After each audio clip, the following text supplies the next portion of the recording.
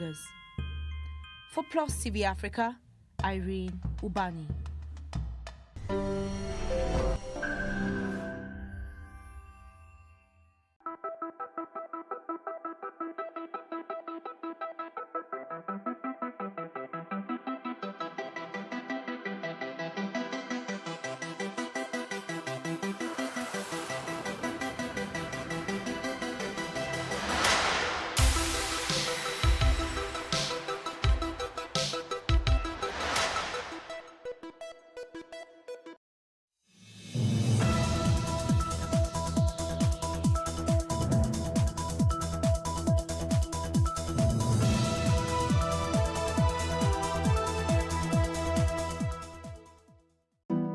Five panelists, five topical issues, no holds barred. For me, it's not knowledge that's lacking.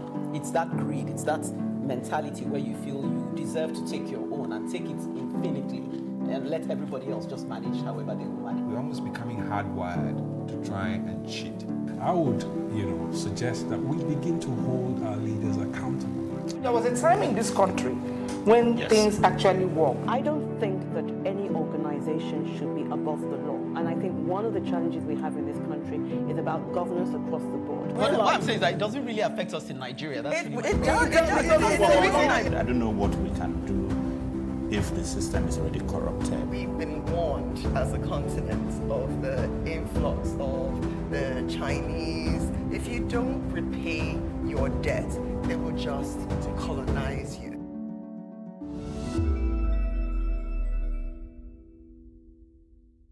Welcome to The Advocate. Permit me to do a spoiler and say that we will be spoiling you on this edition with our usual quality menu. I will be serving up the first dish by addressing the matter that is at the heart of our nation's fragmentation. No, not corruption, but our lost innocence. One man's loss is another man's gain. Liberals, on the other hand, resist an advancement of another kind as he takes on the matter what he calls immunity for impunity. Uche continues on this sober note by asking, what is the value of Nigeria's life? Priceless would be my response, but I take she isn't only asking me. Treasure is back, and this time she draws an interesting connection between spousal violence and financial independence for women. This one I just have to hear. Ekene wraps up our banquet by taking us back to our roots. We're talking Wazobia here. So much to come. We better get started after the break. Never let the childlike heart vanish, innocence of which has been taught to you to flourish. That's a quote by Justina J. Robello, Regaining Our Lost Innocence. My friend Praise Fowewe says, the problem of the world is an adult, and the solution is a child. Nigeria today walks at the precipice of disintegration. We have become so fragmented and divided along religious and ethnic lines, and it's so heartbreaking to see. We have abandoned the communal way we lived in the past.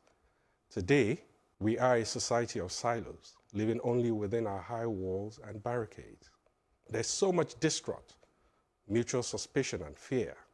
So much so that even noble efforts of one region to tackle insecurity issues that should ordinarily be commended elicited so much rancor and outcry simply because they do not trust each other. But the truth is, we have not always been like this. Nigerians once lived like good neighbors within a community that is based on mutual respect for our differences. I remember when we would celebrate Christmas with our friends, even when we're Muslims. The time when we will go to the bazaar with our Catholic friends with the full knowledge and permission of our parents, even as Muslims. Those were the days of innocence, when all you see in a person is his or her humanity, not his tribe or the way he or she worships his creator. So what went wrong? What happened to our innocence? The same politicians that stoke ethnic divisions to remain relevant politically do not remember or recognize tribal or religious differences when they share their loot. Last year, AMCON, that is the Asset Management Company of Nigeria, released a list of debtors.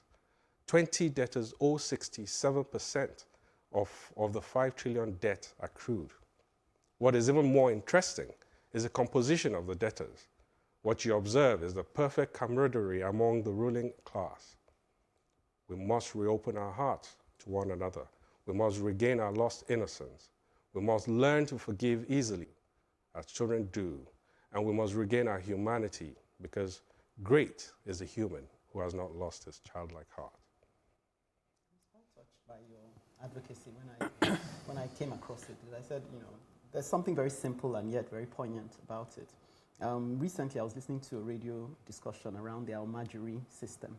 And what made me happy, though, even though you had people speaking very frankly about their distrust for the North, and you could hear a lot of things that people hadn't been able to say in public, they were finally able to say, oh, these people are holding us back. But then even better was that you had some Northern people who were educated who came on and said, look, let's enlighten you as to the real situation on the ground. So what I'm proposing is open dialogue. Yes, the elite, as you pointed out, have manipulated our differences. Mm-hmm. But if people begin to talk, when you now have, because stereotypes only flourish when you don't have conversations going. But if someone comes to you and says, look, you have a Northern and you engage with them like you went with your Catholic neighbors, mm-hmm. then you're less likely to believe that they have two horns on their head, and because you know someone from the North. So this is what the NYSC and some of these federal unity schools were trying to deal with. But now there's so much fear, there's so much every man for himself that people don't remember the human being anymore. But that conversation I heard reignited in me that there's hope. People can have more conversations around the issues, especially those thorny issues that people run away from, religion and tribalism. Let's talk about them. Is it really meant to divide us? Can we not have complementary, tribal relationships? That's where... Yeah, I'm itching to say something. Please say it.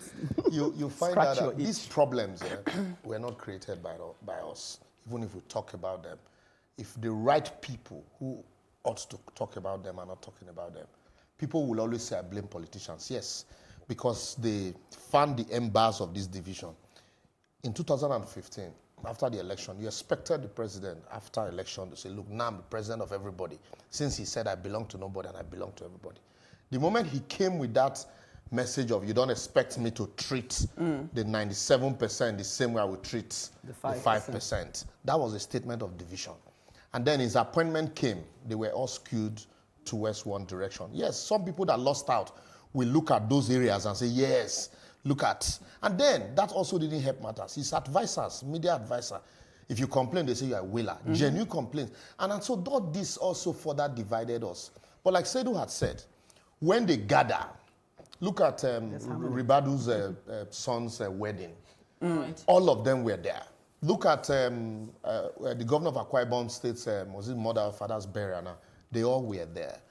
And now, coupled with the insecurity, ordinarily, I would love to send my child to Bauchi to go to school. But I can't do that in all honesty because I'll be putting that child at risk. I wouldn't want to do it, even no matter how much I love to be a Nigerian. My last advocate, I dressed like an Arab. And somebody told me, oh, why are you pandering towards the North? And I said, you saw the video, you didn't see any message there, your own is pandering towards the North. When I dressed like an Igbo man like you, I wasn't pandering towards the South. When I dressed like a Benue man, I wasn't pandering towards the Benue people. Yoruba dress yet. And, I did. Mm-hmm. And here you are, these are the message that these people want to push down our throat, so that the more divided we are, the more they continually, rule over us. Divide and rule thing. And the only way it can be solved is for them, not we. No matter how much you talk about it, it's for them to sit down and say, look, this will not help us. And then let their followers also. Like the Emir of Kano has started to talk about. But the other problem is, like we all know, when the rich class or the elites, we don't, the whole thing about religion and all that doesn't really come into play. You see them hanging out, like we said. Money is the bond. Yeah, money is the bond. So it's really the lower classes or the uneducated people that, hold on to this whole religious, what would you call it, division. And then they use it to decide who they want to fraternize with. Some educated people talk. Some do, but it is mainly, and when there's no history being taught in schools, so that we are able to respect each other's culture.